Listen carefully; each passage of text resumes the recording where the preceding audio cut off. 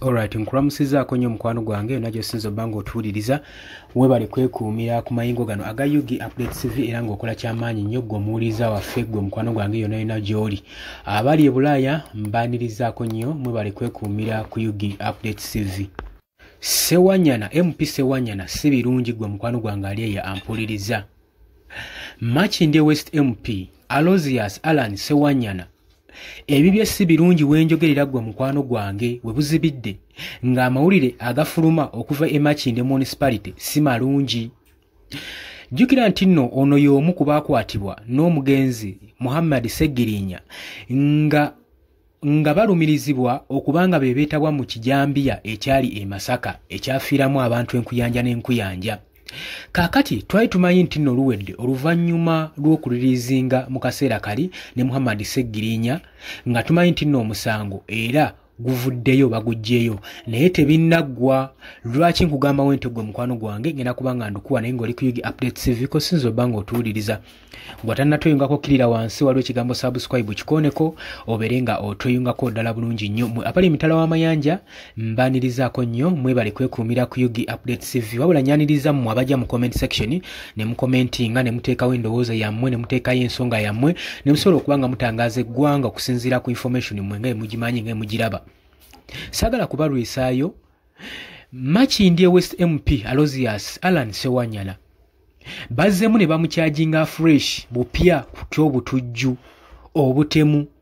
Nagambye bye bamukyajingako bye bino ebyagenda mu maaso ekijambiya ekyali e Masaka tukijjukira bulungi nnyo mu biseera bya COVID awo. Alan Sewanyana n'abalala bana omuli Mike Serwadda, omuli Jackson Kanyike, Bull Wamala saako ne John Mugerwa. Bano nno olunaku olwaleero olubadde olw'Emmande basimbiddwa mu maaso ga ICD omulamuzi Alice Kwomuhangi Kuhaku nga nno bano babalanga olw'okubanga babakyajinga ensonga ezikwatagana. Ensonga zaabwe zino bazigoberezza ne charge sheet issue ne Director of Public Prosecutions ono nga ye Jane Francis Abondo ali yampuliriza. Amendment eno gye baba followingirako wabula tujjukira bulungi nnyo yasobola okubanga ejjako omugenzi Muhammad Segirinya eyali akulira Kawempe North oluvannyuma lw'okuva mu bulamu bw'ensi eno era n'aggyibwa ku lukalala luno ng'omuntu omu gwe balumiriza ku kijambya ekyagenda mu maaso n'e Masaka.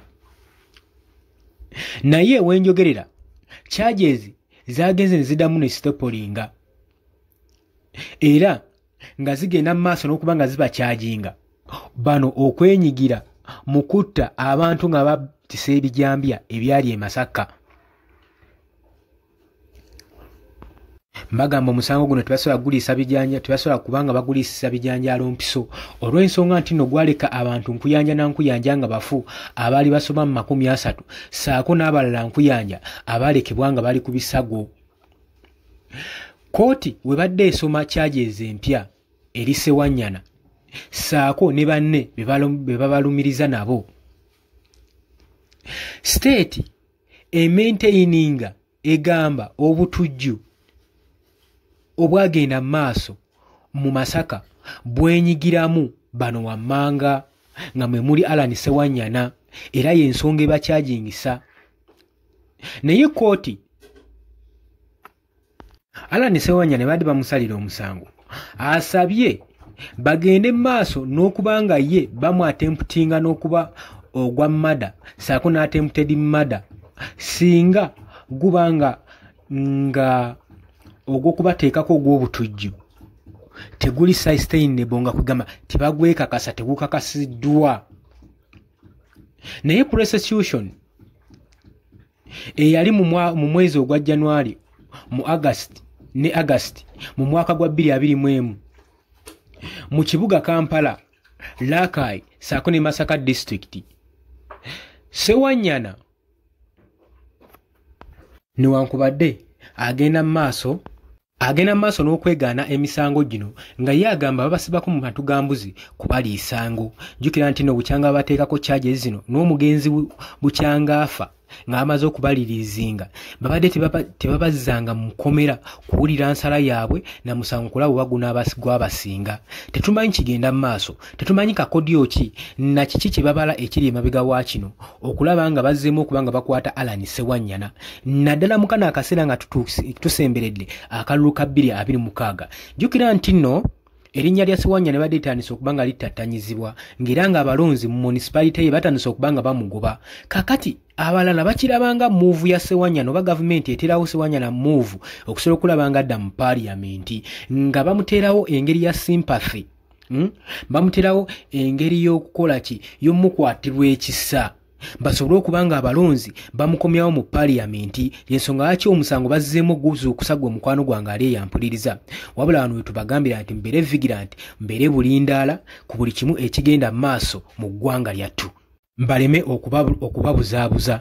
Newankubadde Alan ono Ssewanyana bwe yali ayogerako nga wa speech nga President Robert Kyagulanyi Ssentamu agezaako okuba nga akola olukuŋŋaano nga addressinga wali eri ku kitebe kya National Unity Platform, yayita Alan Ssewanyana akatambi ako mwakalaba n'amugamba ajja abannyonnyole omugenzi nga tannafa Muhammad Ssegirinya yaleka yatudde ebyama ng'agamba abamu ku bakulembeze abali mu kibiina kino ekya National Unity Platform be batutundayo era be batutta be batusiba era ne baba n'okulayo omwali Mafias Mathias Mpuuga.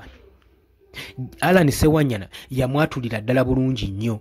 Kaakati tetumanyi kiki kigenda mu maaso mu kaseera kano gwe mukwano gwange ali eyo ampuliriza.